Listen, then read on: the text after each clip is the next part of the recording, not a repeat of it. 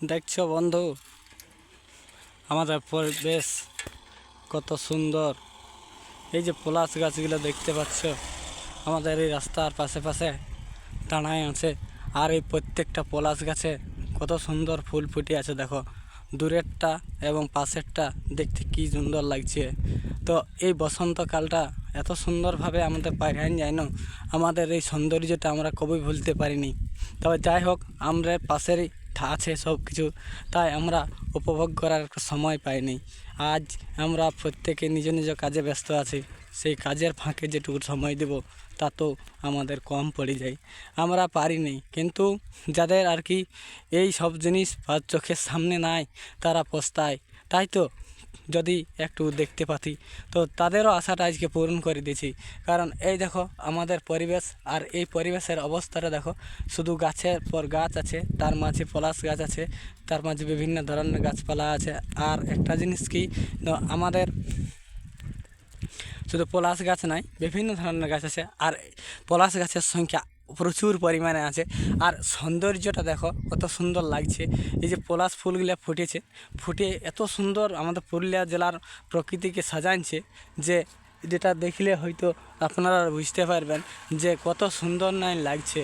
তো আমি এটা যাতে ভুলে না যায়, তার জন্যে এটাকে স্মৃতি করে রাখার জন্যে আজকে ইউটিউবে আমি এই ভিডিওটা আর কি আপলোড করে রাখবো।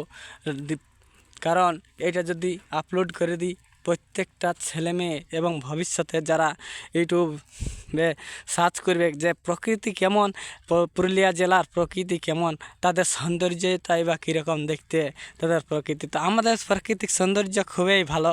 কারণ এই যে বসন্তকালের যে রূপ, আমাদের প্রকৃতিকে পলাশ ফুলে দ্বারা কীভাবে সাজানো হয়েছে, প্রকৃতি কেমনভাবে আমাদের প্রকৃতিকে সাজাচ্ছে এই পলাশ গাছের এই লাল ফুলের দ্বারা, সেটা আপনারা দেখতেই পাচ্ছেন। এবং চতুর্দিকে যেদিকেই তাকাবেন শুধু লাল পলাশের গাছ দেখতে পাবেন। এবং এই গাছগুলা দেখতে এতটাই সুন্দর এবং সৌন্দর্যময়। এই যে দূরে যে পলাশ গাছটা আছে, কত সুন্দর, কত বড় পলাশ গাছ আছে, এটা যদি জুম করি কি সুন্দর নাই লাগছে।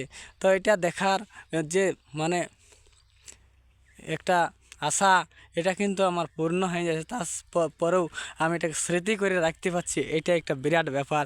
কারণ এখন এই নেট দুনিয়ায়, আজকে ডিজিটালের দুনিয়ায় যে অবস্থা, বর্তমান দিনে প্রতিটা জিনিসকে যে ধরে রাখা যায়, রাখার যে একটা ব্যবস্থা, মানে বর্তমান দিনের যে বিজ্ঞান সৃষ্টি করেছে, তার জন্য বিজ্ঞানকে অনেক অনেক ধন্যবাদ জানাচ্ছি।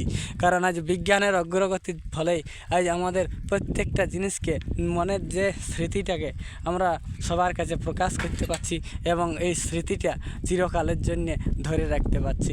আর এই যে সৌন্দর্য, সেই সৌন্দর্যটা যে এবছর কীরকম ছিল, সেটাও কিন্তু আগামী বছর আমরা অনুভব করতে পারবো।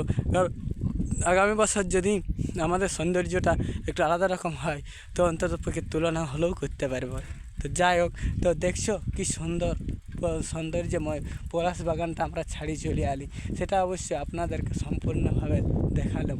তো এই দেখো পলাশ গাছ পাশে, মানে রাস্তার পাশে একটা সুন্দর পলাশ গাছ পেয়ে গেছি। তো দেখো ফুলগুলো আরও একটু সৌন্দর্যময় দেখাচ্ছে। আরও একটু পাশে আসি, দেখো পাশাপাশি ফুলগুলোকে যদি দেখা যায়, তো দেখো কেমন আর একটু মানে একটু সামনের দিকে নিয়ে আসছি। তো দেখছো, এই হচ্ছে আমাদের সৌন্দর্যময় পলাশ ফুল, যেটা আর কি লাল গেরুয়া ফুলের সৌন্দর্য দেখতে খুব সুন্দর।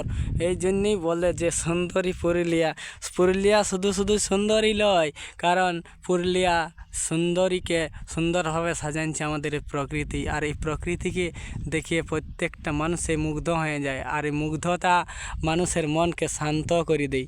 তাই বলছি যে আমাদের এই পুরুলিয়া জেলার প্রকৃতি যদি আপনারা ভোগ করতে চান বা দেখতে চান, তো অবশ্যই চলে আসুন আমাদের এই বসন্তকালের দিনে। আসুন আর উপভোগ করুন আমাদের এই প্রকৃতির সৌন্দর্যময় দৃশ্য। ধন্যবাদ সকলকে।